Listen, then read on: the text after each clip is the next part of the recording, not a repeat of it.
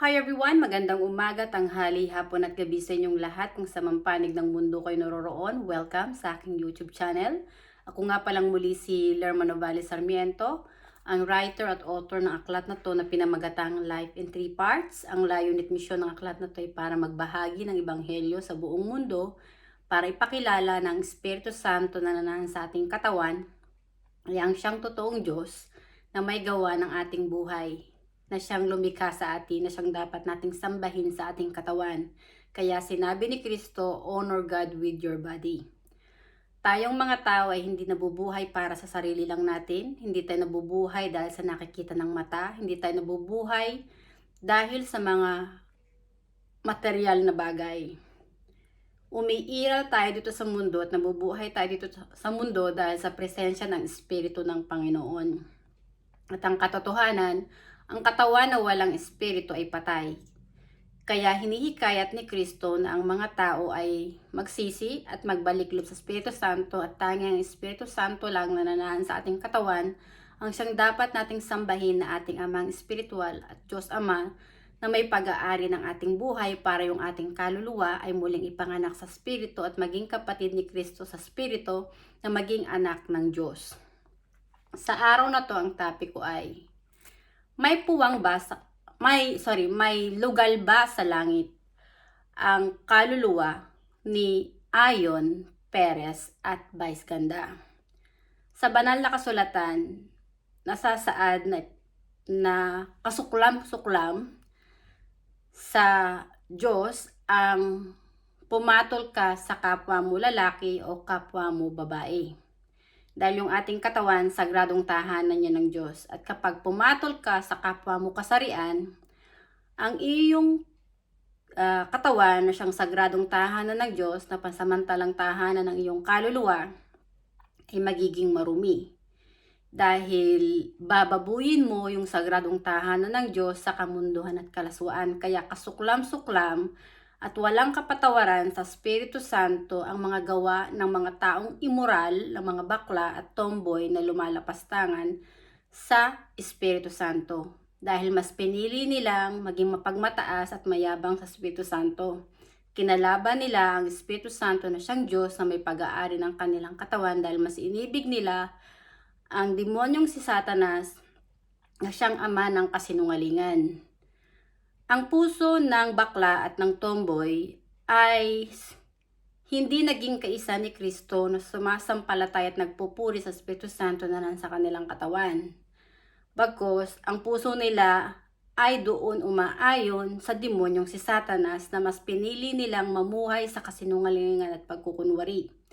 Kaya maraming kaluluwa ang naligaw ng landas ay gawa ng ang mga tao ay naging mapagmataas at mayabang sa Espiritu Santo. Hindi nila tinanggap ang katotohanan sa mga aral ni Kristo na templo ng Espiritu Santo ang kanilang katawan, templo ng Diyos ang kanilang katawan, at ang Espiritu Santo na nananahan sa katawan ni Kristo, na siya ring iisang Espiritu na nananahan sa ating katawan ng mga tao, ay ang totoong Diyos na may hawak ng ating buhay na lumikha sa atin.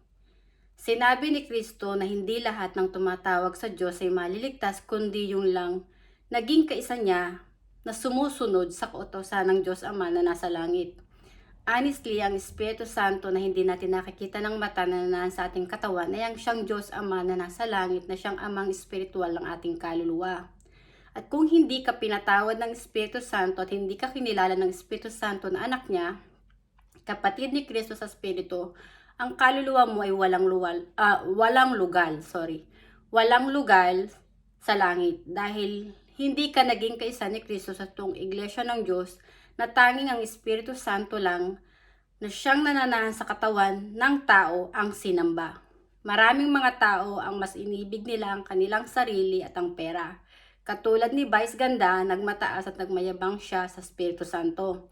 Katulad ni Ayon Perez, ganun din na nagmataas at nagmayabang sa Espiritu Santo. Yung kautusan na pinagbabawal ng Diyos ay mismong kanilang ginagawa. Mali ang mamuhay ka sa kasinungalingan at pagkukunwari, pero maraming tao ang mas iniidolo yung mali, at sa tingin nila mas tama yung mali kaysa sa katotohanan na siyang totoo at siyang tama. Honestly, si Vice Ganda at si Ayon Perez ay mga antikristo na lumalapastangan sa Espiritu Santo. Ang kanilang kaluluwa ay nasa panig ng demonyong si Satanas na ang kanilang sarili ang iniibig at ang pera. Dahil sa pera, naging mapagmataas at mayabang si Vice Ganda at binaboy niya ang sagradong tahanan ng Espiritu Santo. Niritoke niya ang sagradong tahanan ng Espiritu Santo na mamuhay sa kasinungalingan at pagkukunwari. Honestly, 2 kasarian lang ang nilikha ng Espiritu Santo, lalaki at babae lang. Ang pumatol ka sa kapwa mo lalaki o sa kapwa mo babae ay kasuklam-suklam ng mga gawain na walang kapatawaran sa Espiritu Santo dahil ito ay immoral. Hindi nyo dapat iduluhin ang isang bakla o tomboy na lumalapastangan sa Espiritu Santo dahil ang kaluluwa nyo ay malulubog din sa kadiliman. Dahil ang mga kaluluwang umiibig sa mga mali na mas piniling mamuhay sa kasinungalingan at pagkukunwari, ang kanilang kaluluwa ay nasa kadiliman. Kinalaban nila ang Espiritu Santo na siyang Diyos na may gawa ng buhay nila. Kaya sa oras na buwiin na ng Espiritu Santo ang buhay na piniram sa kanilang sarili, itong mga ulupong na to, mga antikristo na katulad ni Vice Ganda at Ayon Perez, na namuhay sa kasinungalingan at pagkukunwari, ang kanilang kaluluwa ay matatapon sa impyerno. Tatanggapin nila ang galit ng Espiritu Santo at doon sa impyerno magdurusa ang kanilang kaluluwa ng walang hanggan. Dito sa lupa, ang kanilang kataasan ay nagagawa lang nila sa Espiritu Santo dahil binibigyan pa sila ng panahon ng Espiritu Santo na manatili dito sa mundo.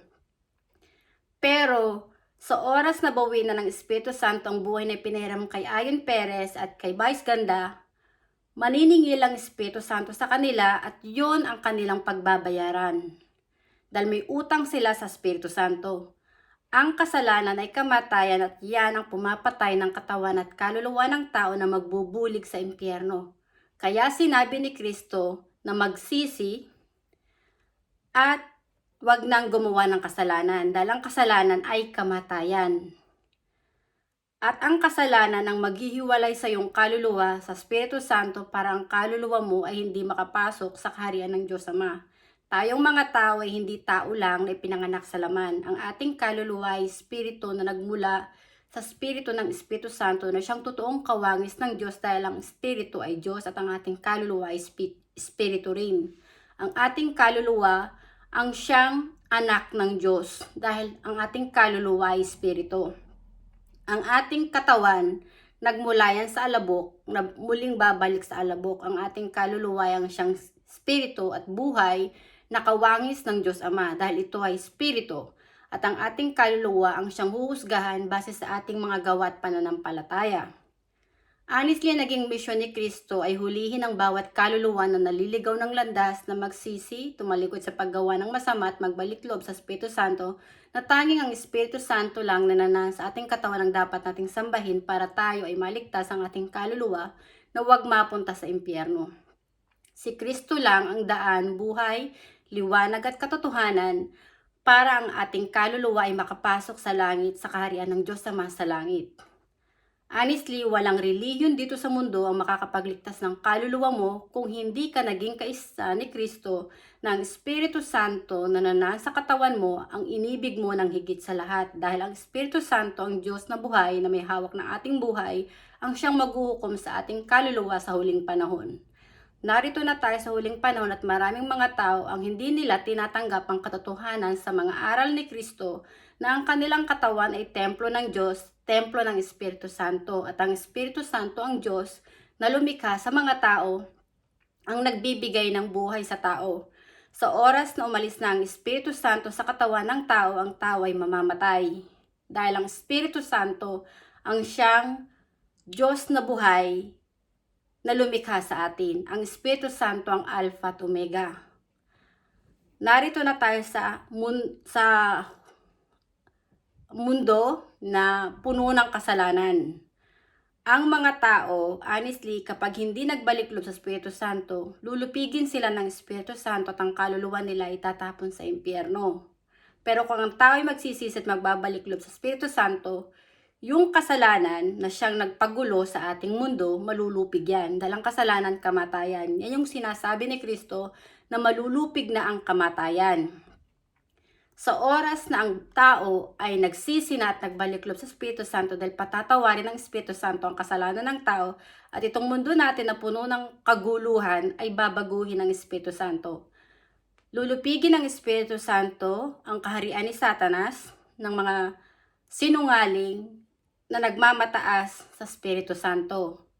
Lulupigin ng Espiritu Santo ang kamatayan, ang kasalanan.